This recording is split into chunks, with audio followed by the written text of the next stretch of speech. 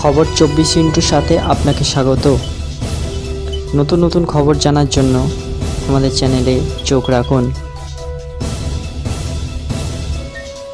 নমস্কার, খবর 24 সাথে আপনাদের স্বাগত। দর্শক, পৃথিবীতে জীবনের উৎপত্তির রহস্যের চেয়ে কয়েকটি প্রশ্ন মানবজাতিকে আরো বেশি মুগ্ধ করেছে। আচ্ছা বলুন তো, কিভাবে প্রথম জীবিত কোষ আবির্ভূত হয়েছিল? কিভাবে এই প্রাথমিক প্রোটোসেলগুলি বিকাশের জন্য প্রয়োজনীয় কাঠামোগত ঝিল্লি তৈরি করেছিল এবং অবশেষে জটিল জীবগুলিতে একত্রিত হয়েছিল? California university of California San Diego lab থেকে রসায়ন এবং জৈব রসায়নের অধ্যাপক নীল দেবরাজ দুটি সাধারণ অণুর মধ্যে প্রতিক্রিয়া জড়িত একটি যুক্তিযুক্ত ব্যাখ্যা উন্মোচন করেছেন। এই কাজটি প্রকৃতি রসায়নে প্রদর্শিত হয়।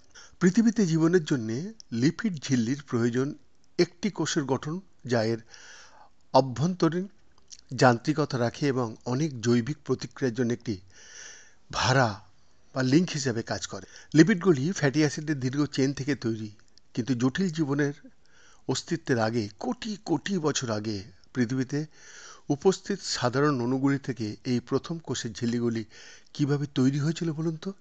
বিজ্ঞানীরা বিশ্বাস করেন যে 10টিরও কম কার্বন বন্ডের ছোট ফ্যাটি চেইনের সাধারণ অণু, যেটা জটিল ফ্যাটি চেইনে অনেক বন্ডের প্রায় দ্বিগুণ থাকতে পারে, সেটা প্রথম দিকে পৃথিবীতে প্রচুর ছিল। যাই হোক, লম্বা চেইন দৈর্ঘ্যের অণুগুলি ভেসিকেল গঠনের জন্য প্রয়োজনীয় একটি কোষের জটিল যন্ত্রপাতি ধারণ করে এমন অংশ। যদিও কিছু সাধারণ চর্বিযুক্ত অণুর পক্ষে নিজেরাই লিপিড কম্পার্টমেন্ট তৈরি করা তাদের সম্ভব ছিল, তবে অণুগুলির খুব বেশি ঘনত্বের প্রয়োজন হবে যা সম্ভবত একটি প্রিবায়োটিক পৃথিবীতে বিদ্যমান ছিল না। এমন একটি সময় যখন পৃথিবীর পরিস্থিতি জীবনের জন্য অতিথিপরায়ণ ছিল, কিন্তু কোনোটাই এখনো বিদ্যমান ছিল না। পৃষ্ঠ থেকে একটি অভিনব বলে মনে হতে পারে না, কারণ লিপিড উৎপাদন সর্বদা এনজাইমের উপস্থিতিতে ঘটে। দেবরাজ বলছেন, যিনি রসায়ন এবং বায়োকেমিস্ট্রিতে মারি গুডম্যান এন্ডোট চেয়ারেও রয়েছেন।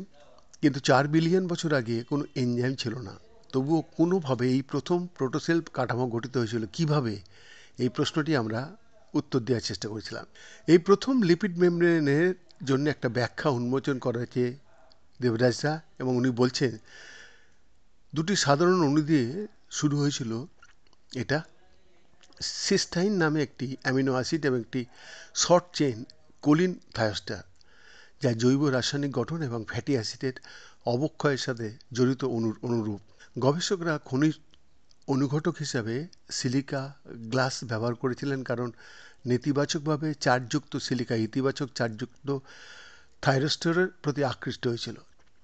সিলিকা পৃষ্ঠে সিস্টাইন এবং থিওরেস্টারগুলি স্বতঃস্ফূর্তভাবে লিপিড তৈরির জন্য প্রতিক্রিয়া দেখিয়েছিল। প্রোটোসেল সদস্য ঝিল্লি ভেসিকেল তৈরি করে, যা জৈব রাসায়নিক বিক্রিয়া বজায় রাখার জন্য যথেষ্ট স্থিতিশীল। অনুঘটকের অনুপস্থিতিতে যা প্রয়োজন হবে তার চেয়ে কম ঘনত্বে এটা ঘটেছে। ওনারা বলছেন, আমরা যে কাজটা করেছি তার একটি অংশ হলো জীবনের অনুপস্থিতিতে কিভাবে জীবন ফুটে উঠতে পারে তা বোঝার চেষ্টা করেছে। প্রাথমিকভাবে কিভাবে সেই বিষয় থেকে জীবনের রূপান্তর করেছিল সেটাই বলছেন দেবরাজ।